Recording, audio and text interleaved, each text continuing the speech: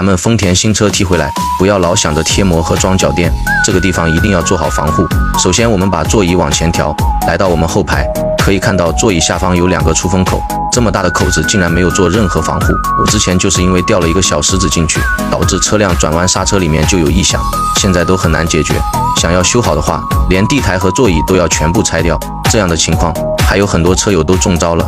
没办法，我只能自己在网上找了一对防护罩，这个是专车设计的，安装也非常的简单，只要对准出风口，轻轻的一推，就贴合了我们的出风口了。安装好了，再也不怕有异物滚动掉进去了，真的非常实用。有需要的车友们可以点击我左下角的链接。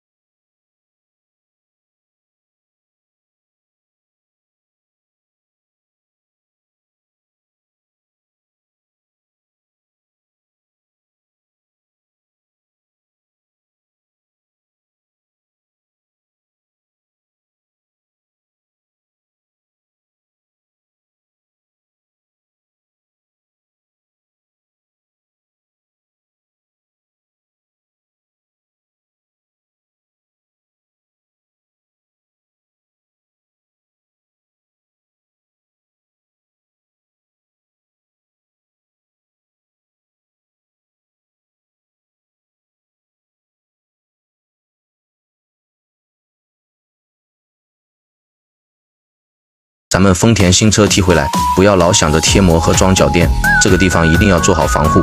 首先，我们把座椅往前调，来到我们后排，可以看到座椅下方有2个出风口，这么大的口子竟然没有做任何防护。我之前就是因为掉了一个小石子进去，导致车辆转弯刹车里面就有异响，现在都很难解决。想要修好的话，连地台和座椅都要全部拆掉。这样的情况，还有很多车友都中招了。没办法，我只能自己在网上找了一对防护罩，这个是专车设计的，安装也非常的简单，只要对准出风口，轻轻的一推，就贴合了我们的出风口了。安装好了，再也不怕有异物滚动掉进去了，真的非常实用。有需要的车友们可以点击我左下角的链接。咱们丰田新车提回来，不要老想着贴膜和装脚垫，这个地方一定要做好防护。首先，我们把座椅往前调，来到我们后排，可以看到座椅下方有2个出风口，这么大的口子竟然没有做任何防护。我之前就是因为掉了一个小石子进去，导致车辆转弯刹车里面就有异响，现在都很难解决。想要修好的话，连地台和座椅都要全部拆掉。这样的情况，还有很多车友都中招了。没办法，我只能自己在网上找了一对防护罩，这个是专车设计的，安装也非常的简单，只要对准出风口，轻轻的一推，就贴合了我们的出风口了。安装好了，再也不怕有异物滚动掉进去了，真的非常实用。有需要的车友们可以点击我左下角的链接。